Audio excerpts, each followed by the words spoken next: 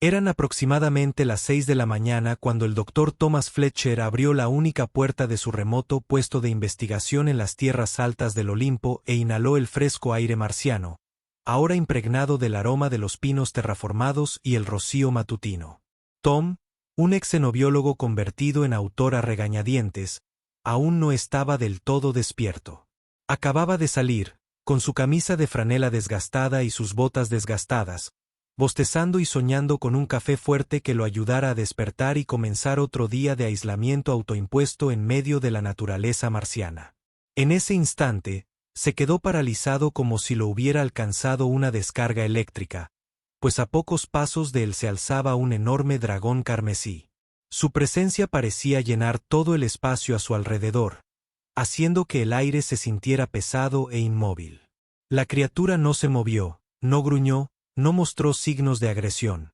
Permaneció allí, en su porche, respirando con dificultad, temblando por todas partes, con las escamas despeinadas en algunos lugares y reluciendo húmedas. Como si acabara de emerger de un río embravecido o de una feroz batalla contra un enemigo desconocido, lo que más asombró a Tom fueron los ojos del dragón. Oscuros, húmedos, casi humanos, y aparentemente llorando de verdad. Las lágrimas corrían por su rostro como un grifo roto. Nunca en sus 15 años en Marte había visto llorar de verdad a una criatura salvaje, y la visión le atravesó el corazón, haciéndole olvidar todo miedo a este poderoso ser capaz de aplastarle el cráneo de un solo golpe con su garra. Solo entonces se dio cuenta de que el dragón llevaba un pequeño dragón en la boca, con las patas colgando flácidas, la cabeza ladeada, sin dar señales de vida, como una muñeca de trapo dejada caer por un niño descuidado. En ese momento, Tom comprendió que no era un dragón cualquiera, sino una madre con su cría moribunda. «Dios mío», susurró, apenas audibles incluso para él mismo. Su primer instinto fue cerrar la puerta de golpe y coger el viejo rifle de pulsos colgado en la pared de la cocina. La reacción natural de cualquiera que se encontrara con un depredador ápice en la puerta. Pero algo en su actitud, en esa silenciosa desesperación maternal, lo detuvo. Le hizo sentir que no era una amenaza, sino una madre que se enfrentaba a una tragedia demasiado profunda para él. Su corazón latía con tanta fuerza que sintió que iba a estallarle entre las costillas, así que retrocedió lentamente, sin apartar la vista del dragón. Para su horror, ella lo siguió con pasos cautelosos y luego, con una delicadeza casi humana, colocó a su bebé directamente en el suelo de madera de su porche. Luego retrocedió y se sentó encorvada, mirándolo sin pestañear, como esperando algo que aún no podía comprender. Contra todo instinto de supervivencia, contra todas las historias que había oído sobre ataques de dragones, contra todas las advertencias de los guardabosques coloniales, Tom se arrodilló ante el dragón inmóvil. Parecía tan pequeño, no más grande que un perro mediano, con costillas prominentes y sangre seca en una oreja. Y cuando estuvo seguro de que estaba muerto, su pecho se movió apenas un leve temblor, tan leve que podría haberlo pasado por alto si no lo hubiera estado examinando con atención. Miró a la madre dragón, que seguía mirándolo con una extraña y deliberada mirada de esperanza, y las palabras salieron de su boca antes de que tuviera tiempo de pensar. «Lo intentaré. Bueno, intentaré ayudarlo». La dragona no se movió, como si entendiera cada palabra que decía. Su corazón casi explotó cuando envolvió cuidadosamente a la temblorosa dragona en su camisa de franela y entró lentamente en la casa, sin movimientos bruscos. Esperaba un rugido o un ataque en cualquier momento. Pero la dragona permanecía allí sentada en silencio, como si supiera algo que él aún no había comprendido del todo.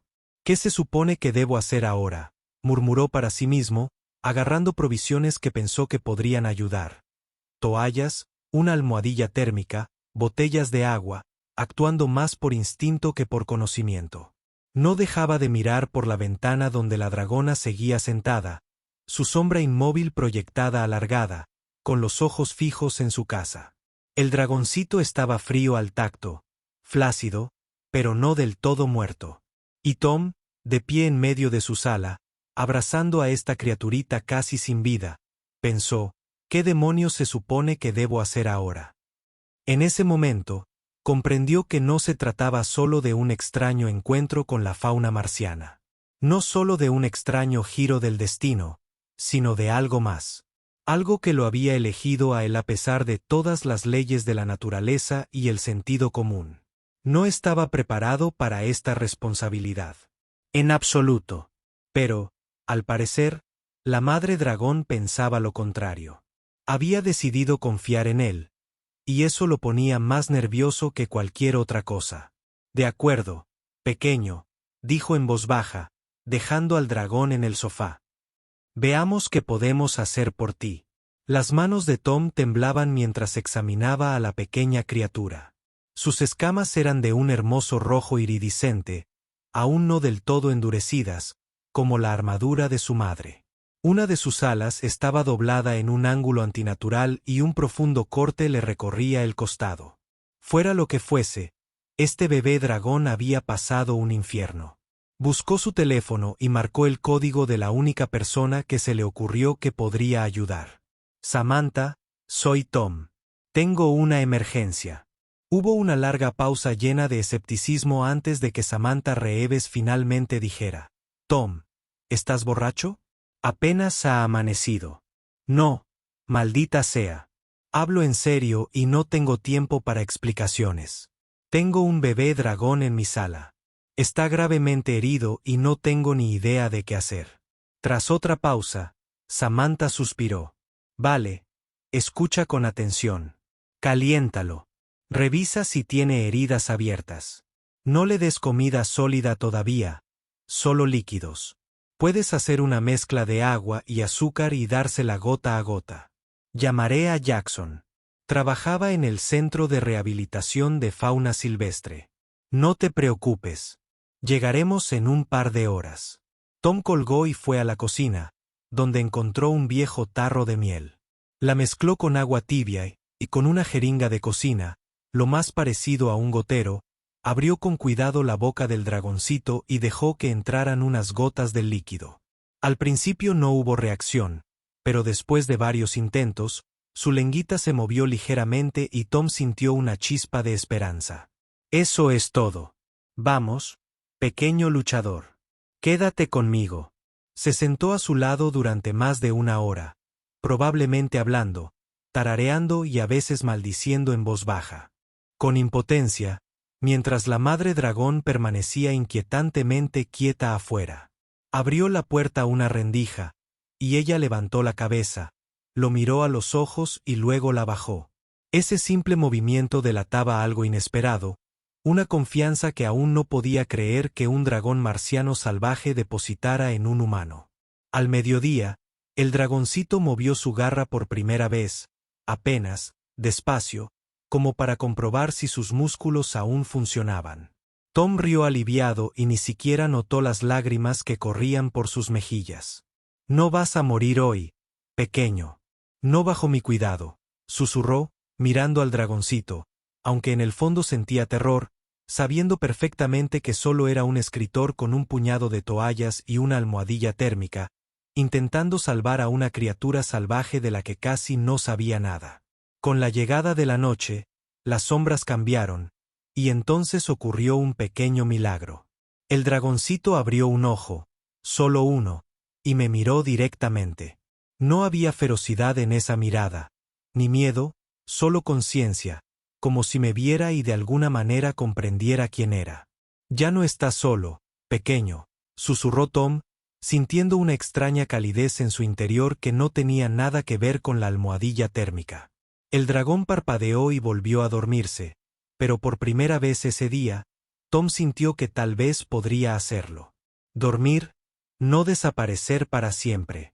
Una oportunidad que no parecía posible esa mañana. Cuando Samantha y Jackson finalmente llegaron, el sol ya se había puesto. La madre dragón se había retirado a las sombras del límite del bosque, pero no se había ido. Seguía observando la casa desde una distancia prudencial. Dios mío, no bromeabas, susurró Samantha al ver al dragón, y Jackson se puso manos a la obra, examinando a la pequeña criatura con ojo profesional. Tras un examen minucioso, Anunció que se trataba de una mordedura de un macho adulto. Durante la época de apareamiento, los machos a veces matan a las crías que no son suyas, para que las hembras vuelvan a estar receptivas. Este pequeño tuvo suerte de que su madre lograra salvarlo y traerlo contigo. Es increíble que haya elegido a un humano.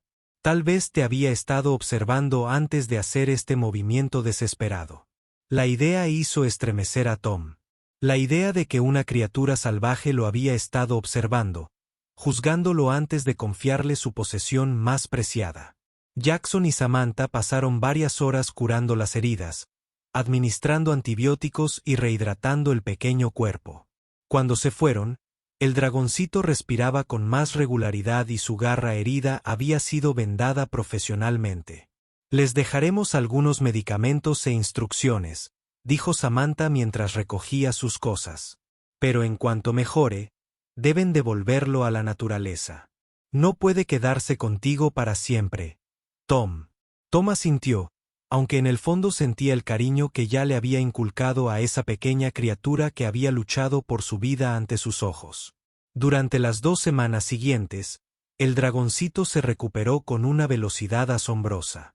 Sus heridas sanaron, recuperó el apetito y comenzó a explorar el mundo que lo rodeaba con curiosidad, investigando la casa de Tom con creciente confianza.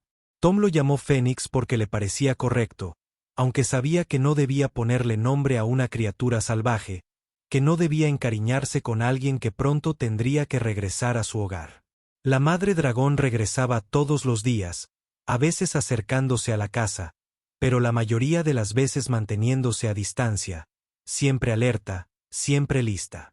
Tom le dejaba comida, que a veces aceptaba y a veces ignoraba, como si no quisiera depender demasiado de la ayuda humana. Un día, mientras Fénix se movía con confianza por la casa, incluso intentando deslizarse de un mueble a otro, Tom recibió la visita inesperada de la guardabosques Laurel Jensen. Tom, he oído que tienes una cría de dragón contigo y que su madre ha acampado en tu propiedad, dijo, yendo directa al grano, parada en el mismo lugar donde la madre dragón había estado 2 semanas antes con su cría en la boca. Tom no intentó negar lo obvio. Le contó toda la historia. Ella escuchó con los brazos cruzados, con el rostro impasible. Cuando terminó, simplemente dijo, «Esto es un problema, Tom. Control de Fauna ya lo sabe. Quieren venir en 3 días para llevarse al dragón y posiblemente reubicar también a la madre. Puedo demorarlos un poco, pero es tu decisión. Tienes que hacer algo». Tom no pudo dormir esa noche. Observó a Fénix acurrucado en su nido de mantas. Tan cálido y seguro, y tan inadecuado para una criatura salvaje. Sabía que no podía retenerlo allí para siempre. No podía tratarlo como a una mascota. No podía privarlo de la oportunidad de convertirse en lo que había nacido para ser, un dragón libre de las tierras altas marcianas. Al mismo tiempo, la idea de dejarlo ir le dolía terriblemente, como arrancarse un pedazo de sí mismo. A la mañana siguiente, tomó una decisión. No quería esperar a que llegara el control de Fauna.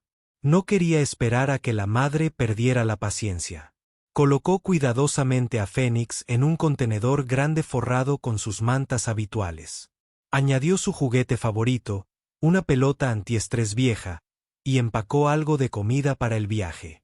Luego se subió a su rover y se adentró en la naturaleza, hasta un lugar que pensó que podría estar cerca de la guarida de la madre dragón. Condujo despacio por los senderos del bosque, observando atentamente cualquier señal de actividad de dragones, hasta que llegó a un pequeño claro rodeado de densos pinos terraformados. Detuvo el rover y salió. Abrió el contenedor y Fénix contempló la luz brillante y olió la familiar sensación del bosque. «Este es tu verdadero hogar, pequeño», le dijo Tom, con un nudo en la garganta. Retrocedió un paso para dejarle espacio para salir y mirar a su alrededor por sí solo. Fénix dio unos pasos vacilantes, luego se detuvo y miró a su alrededor como preguntándome qué estaba pasando. ¿Por qué estábamos aquí? Y entonces oyeron el crujido de las ramas. La madre los observaba desde el borde del claro. Parecía cautelosa, pero no enojada. Sus miradas se cruzaron, y Tom vio en las suyas de nuevo esa extraña inteligencia que había visto el primer día. Retrocedió lentamente para demostrarle que no pretendía hacerle daño, que liberaba a su hijo y lo devolvía al mundo del que provenía.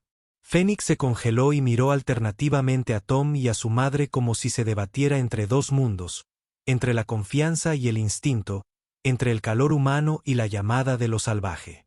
La madre dragón emitió un simple sonido, una mezcla de gruñido y ronroneo, y el pequeño dragón se giró hacia ella.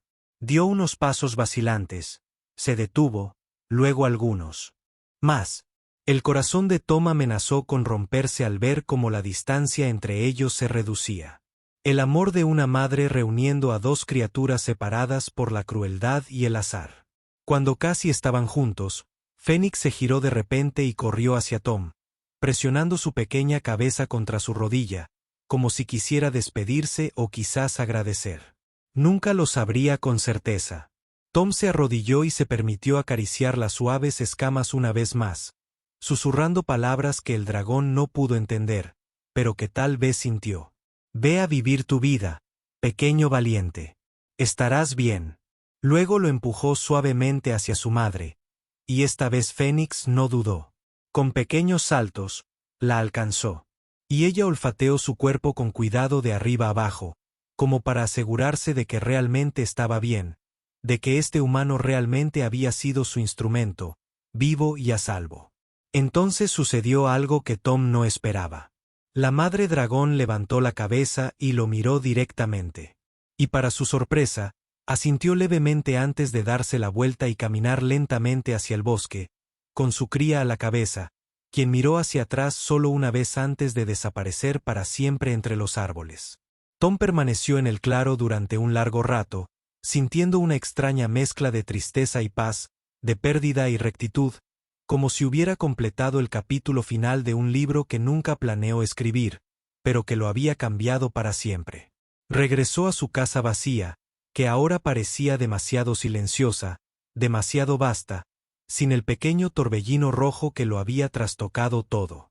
Recogió las mantas, los juguetes y los cuencos, vestigios de la estancia de Fénix, y los metió en una caja que llevó al ático, sabiendo perfectamente que nunca los necesitaría, pero también incapaz de separarse de ellos. Pasaron los meses. Tom volvió a su vida habitual, escribió su libro, caminó por el bosque y disfrutó del silencio.